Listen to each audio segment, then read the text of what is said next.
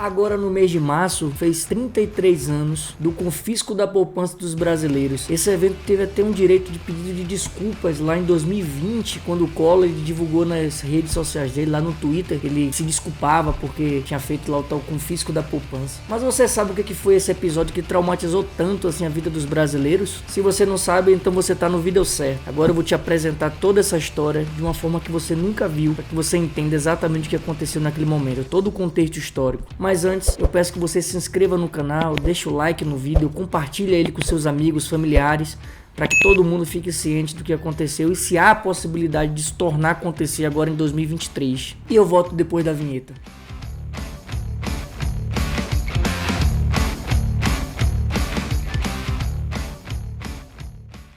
Olha só, toda vez que o Brasil ele enfrenta seus diversos momentos de crise, diga-se de passagem, parece que isso é normal aqui no Brasil. A gente vive mais crise do que momento de tranquilidade, não é verdade? Comenta aqui embaixo o que é que você acha sobre essas crises que vivem no Brasil. Entra uma crise, sai outra crise, sai crise, volta outra crise. Parece que é o mais corriqueiro mesmo de acontecer. Mas eu tô falando, claro, daquelas horas mais temerárias, em que entra governo, sai governo, governo de direita, um governo de esquerda. Daqui a pouco entra uma crise macroeconômica, coronavírus, e aí você fica cada vez mais temerário, com medo do que vai acontecer com aquele dinheiro suado que você botou ali no banco, se botou na poupança, se vai perder, se não vai. E é em meio a essas incertezas que o passado aí, que o fantasma do passado volta para assombrar e sempre vem aqueles comentários: será que é possível que o governo consiga novamente confiscar a poupança, confiscar os investimentos? Você tá vendo aí que o governo tá querendo taxar, tributar aí os investimentos que estão no exterior, um monte de novidades aí no arcabouço fiscal aí do Haddad, que traz um monte de incerteza aí referente aos nossos investimentos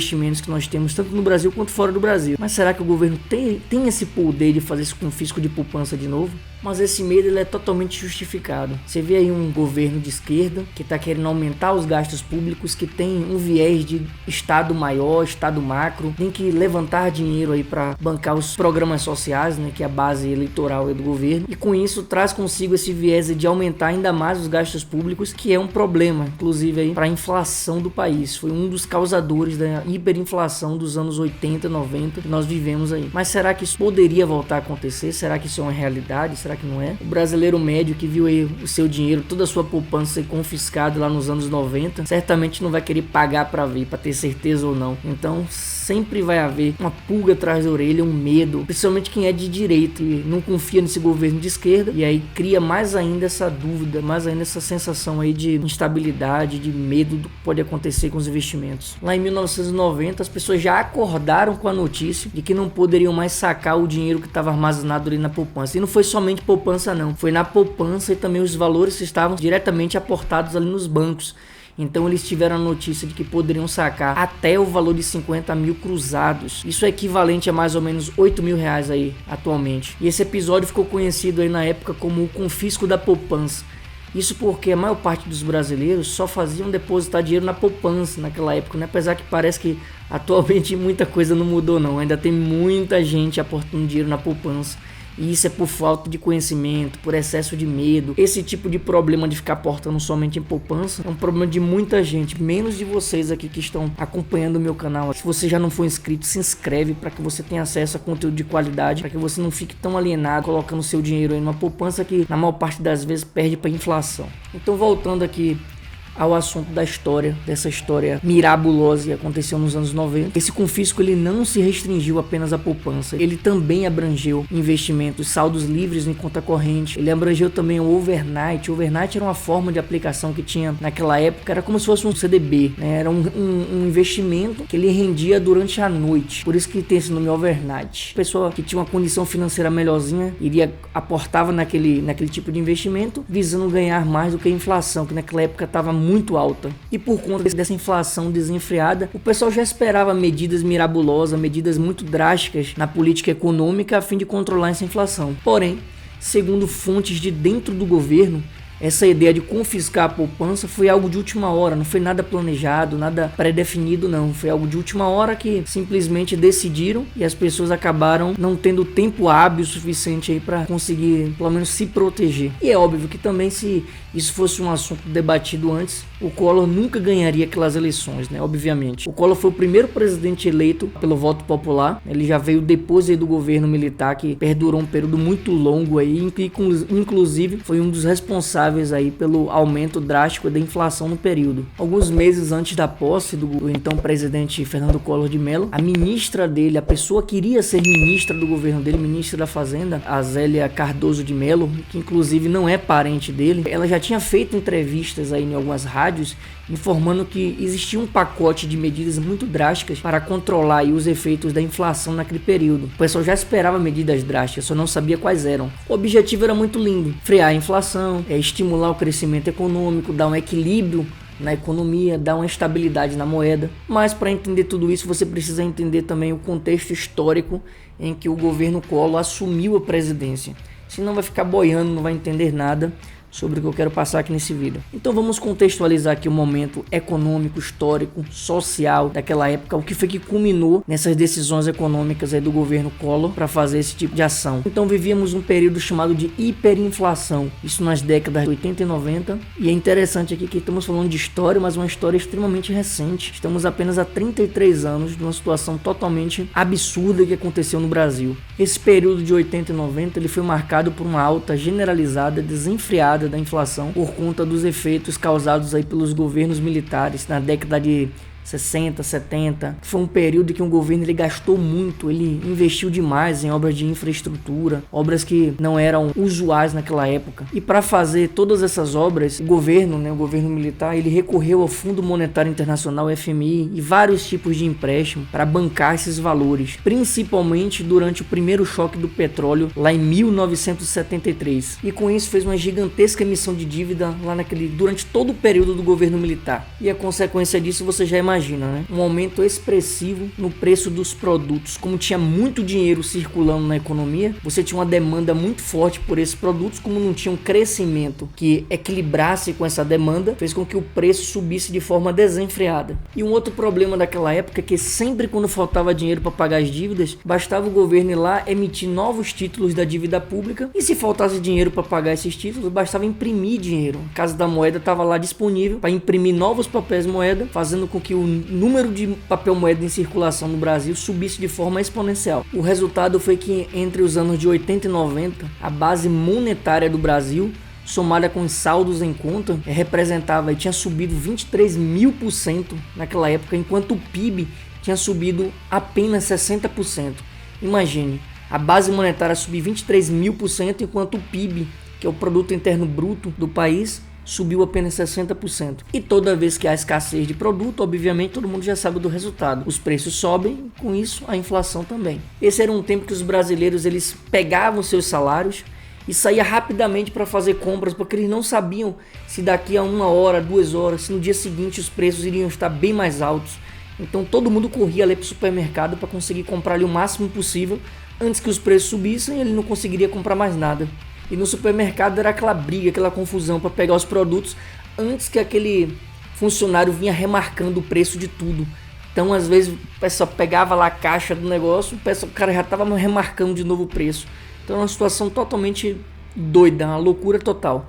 Aliás, é por isso que muitas casas, apartamentos, vocês podem ver que os apartamentos da década de 80, 90, no fundo dele tem aqueles dispensas gigantescos, frigobar, geladeira, até na sala mesmo, para poder armazenar o máximo possível de comida, de material de consumo, justamente por conta dessa hiperinflação nesse período. E se uma alta na gasolina fosse anunciada, no outro dia todo mundo estava nos postos de gasolina fazendo aquelas filas quilométricas, todo mundo querendo comprar gasolina antes da subida do preço. Parece até o evento da greve dos caminhoneiros, né? Só que numa situação muito mais complicada, porque era muito mais recorrente naquela época. Foram muitos anos de hiperinflação, de preços subindo desenfreadamente. Isso aí fez parte da rotina das pessoas, dos brasileiros, por muito tempo. E isso, obviamente, teve um impacto gigantesco em toda a economia, em todas as pessoas que moravam no Brasil. Até porque isso acaba estimulando uma maior separação entre as classes média, classe alta e a classe baixa. Até porque aquelas pessoas que têm uma condição financeira melhor, eles têm uma capacidade maior de investir o seu dinheiro de forma a se proteger da inflação. Mas o pobre não, o pobre ele tem que usar tudo que ele ganha para o próprio consumo pessoal dele. Então não tinha como investir. Então recebia, comprava, recebia, comprava. Então a desigualdade social na época ficou cada vez mais forte, mais evidente por conta disso. E as famílias não tinham como fazer planos de viagens, fazer plano de comprar um apartamento, comprar uma casa, às vezes um casamento. Isso era uma utopia. Sair para comer num restaurante, você não sabia nem quanto iria pagar. Sair com um carro, você não sabia nem que o combustível ia subir muito, se você ia ter condições de comprar, de abastecer o seu tanque do carro. Isso era tudo luxo, luxo para poucos. E as pessoas também já não tinham mais nenhum estímulo para poupar. Poupar para quê? Se hoje o dinheiro tem um valor, amanhã tem um valor menor. Se você poupa ou você guarda aquele dinheiro, as pessoas tinham medo de perder cada vez mais o valor desse dinheiro e não ter mais condições de comprar nada mais lá na frente. Então ninguém poupava mais, era tudo que ganhava, gastava. Isso fazia com que a demanda ficasse cada vez mais forte, o giro do consumo ficasse cada vez mais forte naquela época, intensificando ainda mais o fator de alta demanda em relação à produção dos itens. A oferta se mantinha constante e a demanda cada vez mais alta. E com toda essa confusão toda demorou mais de 2 décadas e a inflação anual era mais de 2.000%. E mais, o plano que foi implementado por Collor, que foi frustrado inclusive, já era o 5º plano, ou seja, tinham 4 planos que foram implementados anteriormente, que também todos deram errados. Não temos alternativas. O Brasil não aceita mais derrotas. Agora é vencer ou vencer. Que Deus nos ajude. E tudo isso só foi mudar depois da implantação do Plano Real, lá em 1994. Mas e o confisco? Vamos falar do confisco. Por que aconteceu o confisco e qual foi o que motivou o confisco naquela época? Como aconteceu de fato?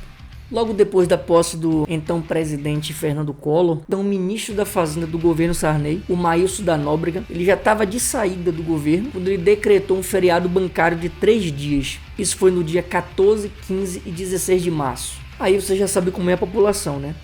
Um feriado do nada de 3 dias, já começou aquelas especulações ali, o que queria acontecer com as contas das pessoas, os bancários, todo mundo de feriado, fazendo um trabalho interno ali no banco, e aí começou o burburinho. Por conta desse burburinho, no dia 13, que foi um dia antes do feriado bancário, todo mundo correu para os bancos, para os caixas eletrônicos, para sacar o seu dinheiro de forma abrupta de vez. Foi quando o presidente do Banco Central naquela época fez um pronunciamento em rede nacional, dizendo que não haveria confisco de poupança, que a poupança estava protegida, que as pessoas não precisavam ter nenhum tipo de pânico, que inclusive a poupança seria protegida com relação aos governos que entram e governo que sai, para que as pessoas tivessem mais calma, tivessem tranquilidade naquele período, não fizesse aquela tentativa de sacar todos simultaneamente. Só que você sabe como é brasileiro, né? Basta dizer que não vai haver confisco de poupança para todo mundo começar a imaginar, vai ter confisco de poupança sim. Então aí praticamente o efeito que a conversa dele fez em rede nacional foi exatamente o inverso. E as pessoas de fato começaram a realmente imaginar que pudesse ter algum tipo de confisco aí dos seus dinheiros aí que estavam armazenados nesses bancos.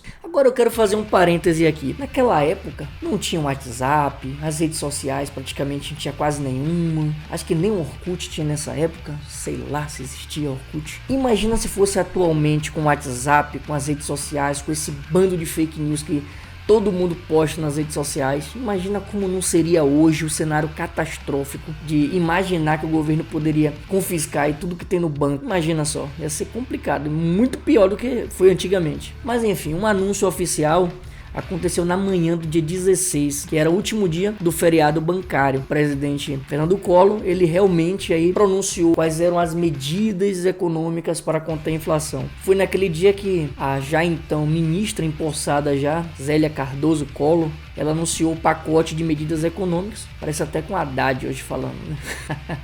Mas enfim, volta para a história. Que para conter a inflação de 84% ao mês naquela época, ela anunciou as medidas do novo pacote. Lembrando que era o 4º pacote em um período aí de 5 anos.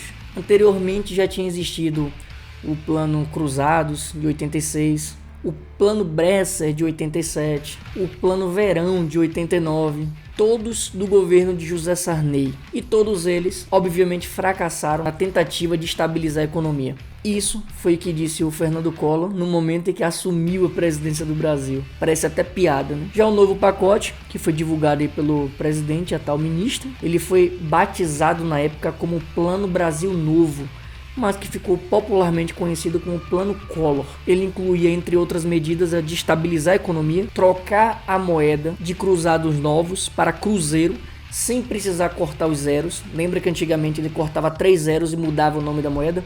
Então nesse plano dele não previa cortar o zero. A criação de um imposto sobre operações financeiras e o congelamento de preços e salários por um período de 45 dias, além do aumento das tarifas dos serviços públicos. Vários serviços públicos tiveram a tarifa aumentada, além da extinção de 24 empresas estatais e a demissão de mais de 81 mil funcionários públicos. Foram muitas medidas, mais de 27 medidas inclusive, mas nenhuma dessas medidas surpreenderia tanto os quase 150 milhões de brasileiros na época, que obviamente assistiam à comitiva, do que aquela medida que visava o bloqueio da poupança, das cadernetas de poupança. Quem tinha ontem no depósito à vista 50 mil cruzados, pode ir ao banco segunda-feira e sacar, se quiser, 50 mil cruzeiros. Né? Ou quem tinha isso no overnight. O que excede isso, a parte excedente a esses 50 mil, fica depositada no banco,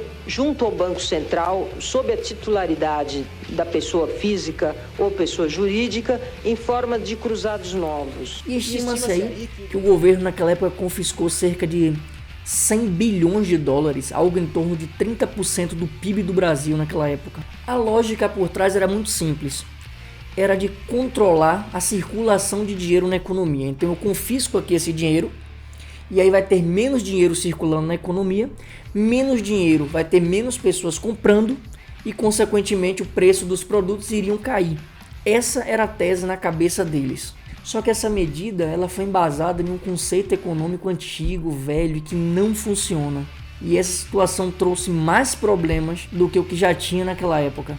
E o que se viu depois desse confisco foi uma sucessão de atrapalhadas, de problemas que o governo acabou se deparando sem saber como agir naquela situação. Isso porque o dinheiro ele ficou bloqueado nas instituições financeiras, protegido ali pelo Banco Central, e depois esse mesmo valor ele foi devolvido para a população, só que com a correção da inflação do período. Então voltou todo mundo a comprar novamente depois que recebeu o dinheiro e de nada adiantou. Naquela época houve uma série de catástrofes, quebradeira de empresas, as empresas não pagavam seus funcionários, não pagavam os credores, casamentos foram desfeitos, distratos comerciais, as empresas não conseguiam arcar com os contratos de serviço e por aí vai. Teve gente que recebeu pela venda de um carro, botou dinheiro no banco, vendeu apartamento, recebeu dinheiro, botou dinheiro no banco, depois houve o confisco da poupança no dia seguinte, e aí essa pessoa não tinha mais como sacar o dinheiro, não tinha como comprar um outro carro, teve que andar de ônibus. Pessoas que não tinham mais moradia porque vendeu a sua casa, vendeu o seu apartamento, teve que voltar para a casa dos pais. Então foi um caos generalizado, cada um na medida do valor que tinha ali depositado nos bancos. Agora imagine o que aconteceu com os gerentes de banco. Imagine a raiva dos correntistas tentando tirar o dinheiro sem conseguir. As pessoas engargelavam, pulavam no pescoço dos gerentes de banco. Teve casos de pessoas que meteram carro nas agências bancárias também. Até os funcionários do banco subiam na poeira. Então era um caos generalizado do balcão para lá e do balcão para dentro também, porque as pessoas que eram funcionários dos bancos também estavam vivendo do mesmo problema causado pelo governo. No comércio a situação não era diferente não, porque as pessoas, por faltar dinheiro, eles priorizavam mais aqueles itens de necessidade básica, alimentação, um remédio, ao invés de pagavam aquela conta mais urgente. Então as lojas passaram a ficar totalmente vazias. Então não tinha mais venda, não tinha mais a circulação da economia. E aí as lojas começaram a quebrar porque não tinha dinheiro para pagar os funcionários, não conseguia pagar ali os fornecedores dos produtos. Foi um período muito complicado e muita gente foi à falência. Muitas pessoas entraram em depressão, tiveram problemas de ataque cardíaco, muitas pessoas se suicidaram, porque aquele dinheiro que estava depositado não era simplesmente um dinheiro de lado, não, era dinheiro que estava envolvido ali o sonho de muitas pessoas. Então o governo roubou o sonho daquelas pessoas. Foi um problema incalculável que o governo não conseguiu medir, e isso não tem como ser corrigido ao longo do tempo. Só as pessoas que viveram naquele período é que sabem exatamente o que passaram, pelo alto grau de dificuldade que vivenciaram. Se você foi uma dessas pessoas que escreve exatamente como é que foi, se o que eu tô falando aqui é uma mentira, se você consegue acrescentar alguma coisa a mais aqui sobre esse vídeo.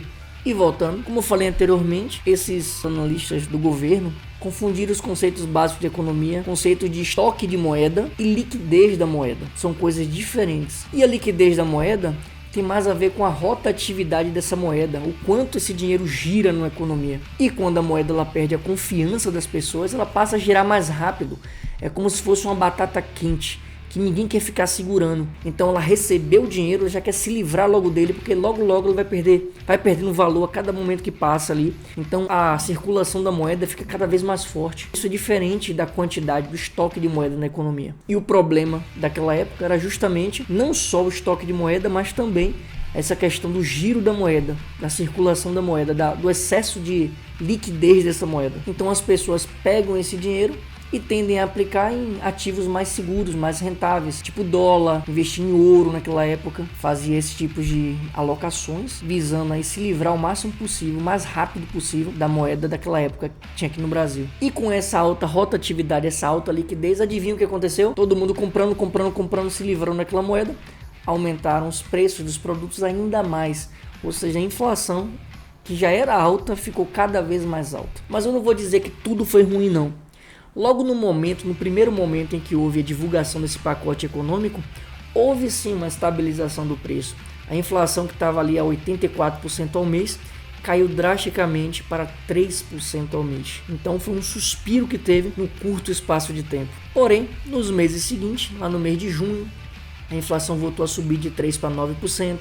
Em julho voltou para 12%, já a casa de 2 dígitos aí, continuou subindo, até que voltou à casa dos 1000% e fechou aquele ano em 1470%. Perceba que hoje nós estamos falando de uma inflação na casa de 6% ao ano. Agora imagine 1460% em um ano naquela época. Perceba que são realidades totalmente diferentes, não se compara aquele período com o período de hoje. Vamos em frente. Já em 1993, a inflação ela não parava de subir e ela chegou aí a ultrapassar a casa dos 2000%, mais precisamente 2700%, algo em torno de 200% ao mês. E à medida que o custo de vida das pessoas ia subindo, o governo ia a ladeira abaixo. A confiabilidade no governo era cada vez mais decrescente. E com isso surgia um misto de raiva e desespero sobre toda a população. Então as pessoas expressavam essa raiva de todas as formas, seja nas ruas, seja nos encontros de família, seja em todo lugar que eles iam. Era o assunto do momento. Expressava essa raiva do governo em função desse fiasco que aconteceu nessa época. E com todo esse fiasco, obviamente, foi lançado o segundo plano do governo Collor. Isso um ano depois aí de assumir o governo. Já em 1991, a Zélia Cardoso de Mello já anunciou o segundo plano, que ficou conhecido como Collor II, que também não deu em nada, foi um fiasco total também. E com isso ela acabou sendo substituída do cargo há pouco mais de um ano de ter assumido o governo. E aqui eu abro um parêntese, ela tinha uma insistência muito grande de não pagar a dívida pública. Isso fazia com que os bancos, as instituições que financiavam a dívida no Brasil, que tinham emprestado dinheiro para o Brasil, fizessem uma pressão muito forte no governo naquela época. E isso também foi o que culminou aí na exoneração dela do cargo 14 meses depois de ter sido nomeada. E desde então, se sabe que ela vive nos Estados Unidos, com seus filhos, fruto do relacionamento que ela teve com o humorista Chico Anísio. Ou seja, fez a cagada aqui no Brasil e se picou para os Estados Unidos. E já o governo Collor também não teve um final muito bonitinho não. Ele foi denunciado pelo seu próprio irmão de chefiar um esquema de corrupção. E isso fez com que ele fosse submetido a um processo de impeachment. Processo esse que ele acabou renunciando antes de ser completado. Em 1992 ele deixou o governo. E no lugar dele assumiu, naquela época, o então presidente, o Itamar Franco, e o Fernando Collor, ele acabou tendo seus direitos políticos cassados por 8 anos. E veja o que é interessante, mesmo depois da punição dele, ele ainda conseguiu se eleger senador pelo estado do Alagoas. Perceba o quanto as pessoas têm mente fraca. Bom, vamos lá. Então você pode me perguntar, Mas será que isso pode acontecer novamente nos moldes que aconteceu lá no passado? A resposta é não, definitivamente não. Pelo menos não nos moldes que aconteceu lá nos anos 90. Isso não tem condições. Se acontecer, vai ser uma outra coisa, um outro fenômeno em função de outras coisas. Perceba que o contexto que nós estamos vivendo é um contexto totalmente diferente de tudo isso que eu falei aqui nesse vídeo. Para não dizer que é uma situação impossível, é totalmente improvável. E se acontecer, vai ser algo diferente, porque atualmente nós temos alguns impedimentos que dificultam esse processo. Perceba que ao longo do tempo, nos anos aí 2020, 2021, nós chegamos a uma Selic no patamar de 2% ao ano, ou seja, uma inflação aí abaixo de 2%, um nível de inflação totalmente controlado. E a inflação atualmente ela tem subido mais pelos efeitos provocados pelo novo coronavírus. Então houve uma desestimulação da produção, né? A política do fica em casa, a política do diminui a produção. E aí, obviamente, isso iria causar uma elevação na inflação nos anos posteriores. E é o que nós estamos vivendo hoje. Mas ainda assim nós estamos com a inflação aí na casa de 1 dígito ainda. Nós não temos 2 dígitos na inflação. E esperamos que isso não volte a acontecer tão cedo ou nunca mais aqui no Brasil. Então é um cenário totalmente diferente do que nós vivemos lá no passado. Sendo assim, o risco de acontecer do governo tentar tirar o dinheiro das pessoas como uma situação de confisco da poupança é totalmente improvável. Além disso, os gastos do governo são totalmente diferentes. Muito embora aqui no Brasil os gastos do governo sejam muito elevados, ainda mais um governo que quer viabilizar muitos programas sociais, pensa no estado macro. Se você comparar o Brasil com outros países que são do mesmo porte, do mesmo patamar, a dívida pública aqui é muito alta, sim, é muito alta, mas ainda assim incomparável à dívida que foi deixada naquela época de 60, 70, 80, aquele período do governo militar por conta dos altos financiamentos dessas obras de infraestrutura que aconteceu naquela época, somado à impressão desenfreada de mais papel moeda na economia, fazendo com que a moeda tivesse uma quantidade tão grande que ela perdesse o valor dela.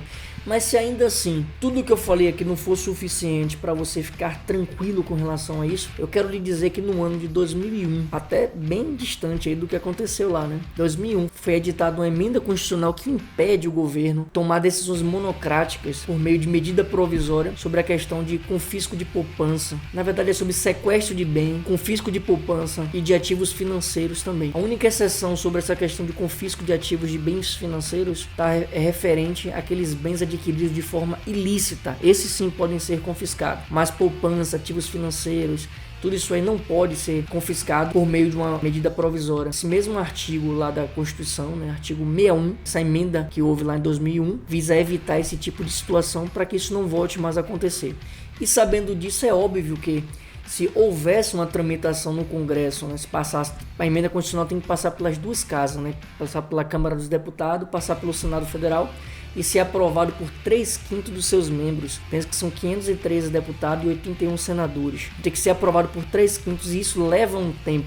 Então, no momento que tramitasse uma proposta dessa no Congresso, obviamente todo mundo iria tentar sacar o dinheiro e isso causaria um caos generalizado na economia, até porque os bancos não iriam ter condições de fazer o resgate simultâneo de todo o valor que foi depositado nessas instituições financeiras e isso causaria um colapso no sistema financeiro nacional. Basicamente seria um remédio que mataria a economia, ao invés de tentar salvar a economia. E o Brasil, depois daquela mal sucedida implementação dos 2 planos de Collor, ainda teve um momento complicado aí, 3 anos depois, que foi implementado o Plano Real no governo de Itamar Franco, em que o Fernando Henrique Cardoso era o ministro da Fazenda na época, e que a partir daí houve uma estabilização da economia. E em todos os livros de economia, sem exceção, nós podemos ver que medidas como confisco de poupança, congelamento de preços, tabelamento, são situações que não tem como resolver os problemas. Vemos aí, inclusive em alguns países, né, alguns países que ainda adotam medidas como essa, mesmo sabendo que historicamente nunca deram resultado positivo, sempre pioraram a situação econômica de um país, mas ainda é possível ver em alguns países que ainda adotam essas medidas. Depois da estabilização com o Plano Real, a base monetária do Brasil caiu drasticamente, ficando ali meio que pareado com o PIB, o crescimento do PIB. E isso trouxe uma equalização, uma estabilização dessa base monetária com o crescimento da economia. E isso fez com que a inflação caísse de forma abrupta, fazendo com que as pessoas conseguissem ter um poder de compra muito maior. E aí, gostou do vídeo? Deu para entender um pouco sobre essa história do confisco? Deu para entender o porquê que eu acho totalmente improvável que torne a acontecer, pelo menos os moldes que aconteceu lá no passado, essa questão do confisco da poupança? Bom, se você viveu naquele período, passou por toda essa turbulência, coloca no comentário aqui como é que foi naquela época. Se você sente saudade, obviamente que não, né? Espero que isso não torne a acontecer aqui no Brasil, independente do governo que esteja comandando o país. E se você estiver querendo aprender mais sobre investimento, fugir da poupança, se você tem dinheiro na poupança, fique sabendo que você está perdendo dinheiro, porque você tem um ganho real muito abaixo da inflação. E quando há um ganho acima da inflação, é algo tão pequeno que é totalmente irrisório.